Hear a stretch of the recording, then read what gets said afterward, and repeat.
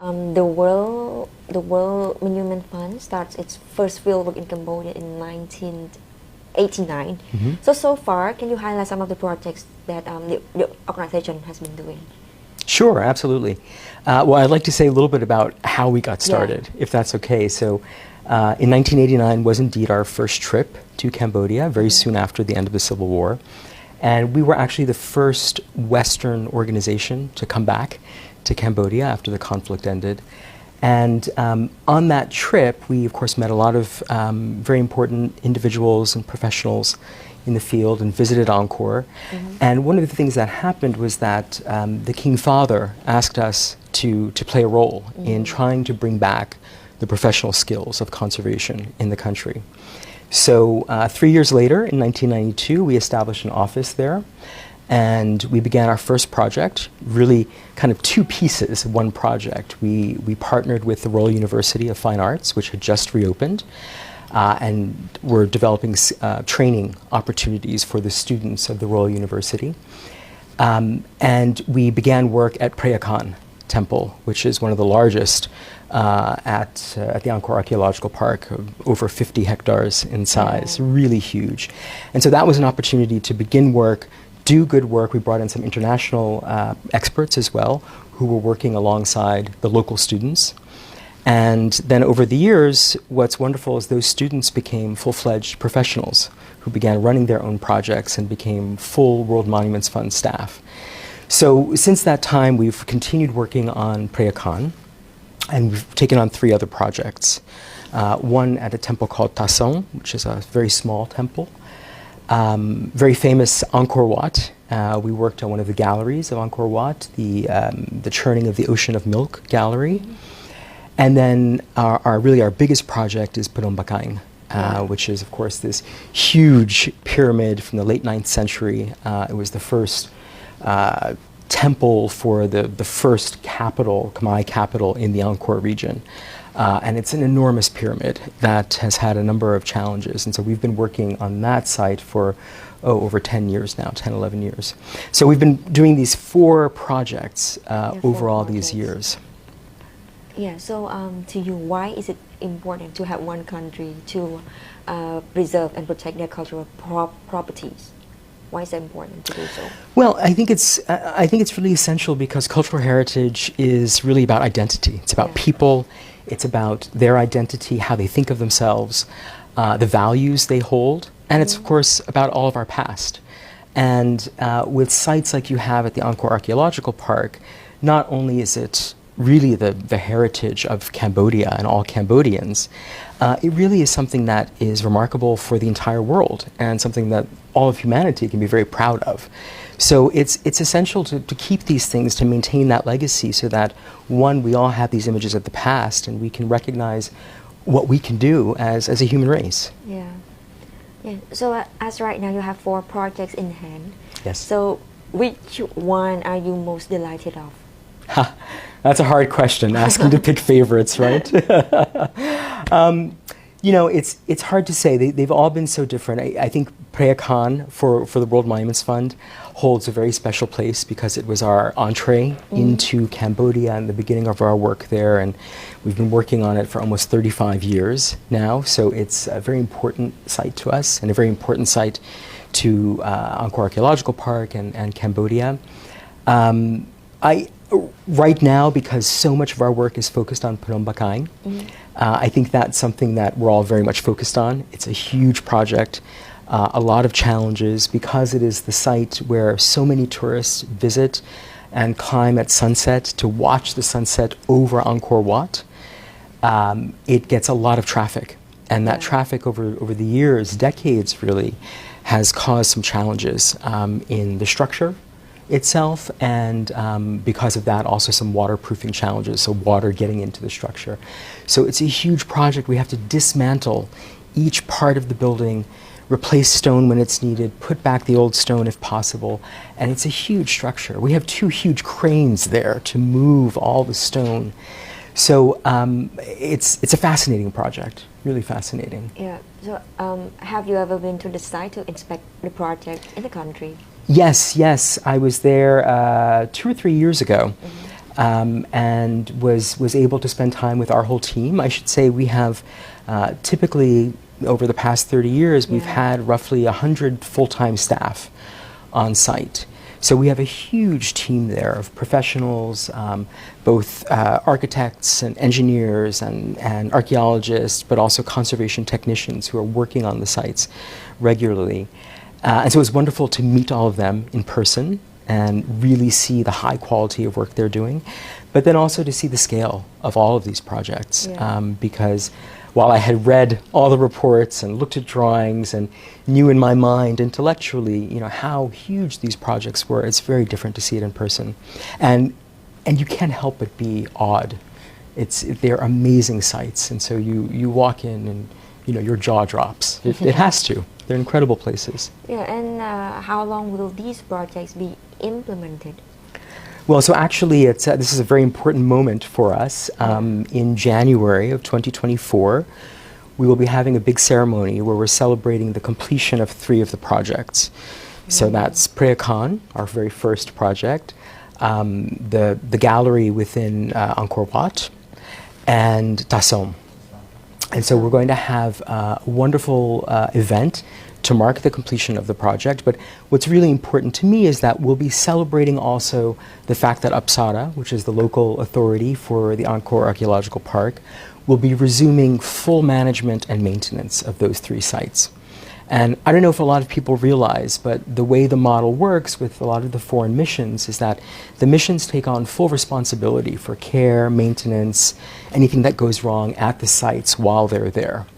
And so we're very happy and proud to be able to highlight the fact that Apsara has the full skills and capacity and the expertise to take care of these places, and we'll be marking that in January. Yeah, so that means the World Monument Fund will completely withdraw itself from Cambodia? Not at all. So we still have Phnom Penh, and we've got another 7 or 8 years to finish that project. We've been there already, been working there for about 11 years at this point. So it is an enormous site with a lot of challenges. So more work there. But we also are renewing our commitment to education and capacity building. And one of the things we're working on right now is creating a training course for all of the people who lead work at the sites across all of the Angkor Archaeological Park. We're working closely with Apsara to create standards and training and kind of a certificate program so that people who reach that level of knowledge and expertise and experience will get proof that I know how to do this. And then can be promoted, right, across the missions, across the park. But also we're going to renew our work with the Royal University of Fine Arts in Phnom Penh and create a certificate program for conservation for the whole country.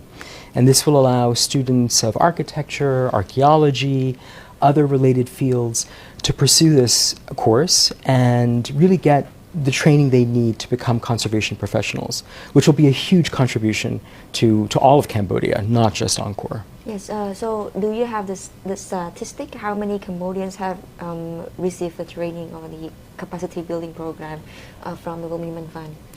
You know, that's a really good question. We've spent just over the last year and a half really looking back. We're almost 35 years that we're marking for our time in Cambodia, and we realized that we need to take a moment, take stock of everything we've done, and really understand what our impact has been. So, as I mentioned, we, you know, over our time there, all these years, typically we've had between 80 and 100 staff, full-time, employed full-time every single year. And so all of those people have been trained, and we have an incredible team of professional conservation technicians, as well as other professionals who work with us. And so I have to admit, we don't have the exact number of how many people. Many people have stayed with us for 15 years. We have some people who have been there since the beginning and are still with us. But what we've realized is that with one of the things we're very proud of is because we've been able to have all of these people, pay them salaries, and keep them employed as well as train them. So they have the skills, but they have the money. So that's a huge contribution to the local economy. And over the years, we've spent about $20 million in contributions for the projects, all the projects we've done, and about 15 million of that have stayed in Cambodia. And what we've recognized is that over half of that money has gone to our salaries for our staff there. And that means, this is a weird statistic, but it's an interesting number.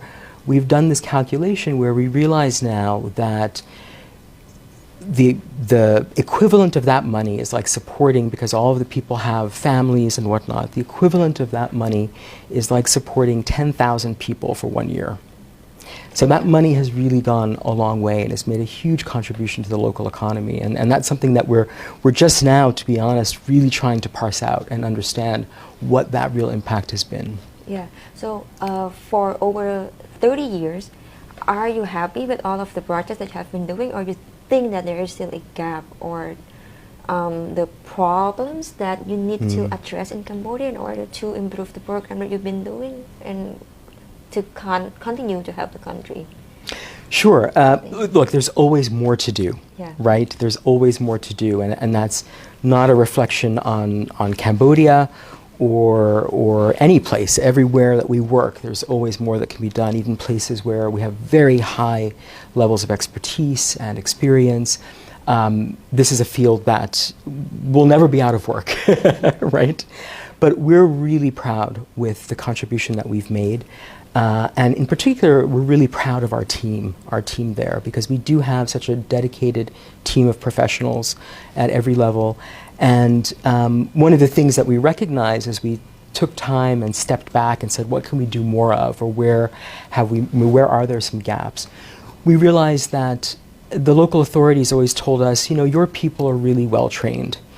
And it's not always the case in all of the other sites. So how could we do that? And that's where we thought, well, let's create this training program for the people, the people who are really managing the sites and doing that sort of work. And that's a great way to create a standard and have that impact. So we're addressing these gaps. And the second gap, of course, was the fact that there is no professional training program in conservation in Cambodia. So we thought, let's create this certificate program with the Royal University of Fine Arts, and that will be a great way to fill that gap. Yeah. So are you concerned that once you help with the projects and then you withdraw yourself from the country, that then Cambodia falls back, that they will not have the people with the expertise in order to do that work?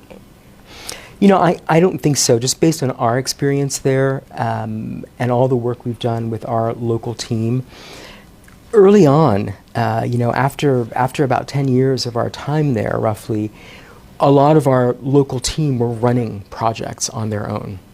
So we, from our own experience, have incredible expertise on the ground, and we know they know how to do this work. And when I look across the Angkor Archaeological Park at all the other projects by other missions, and of course under the management of Apsara, I see there's wonderful expertise there. I don't think there should be concern about moving backwards. I think we're only moving forwards, and we're all doing that together. Yeah, and as you know, so far, only 4 temples in Cambodia has been inscribed in the UNESCO list.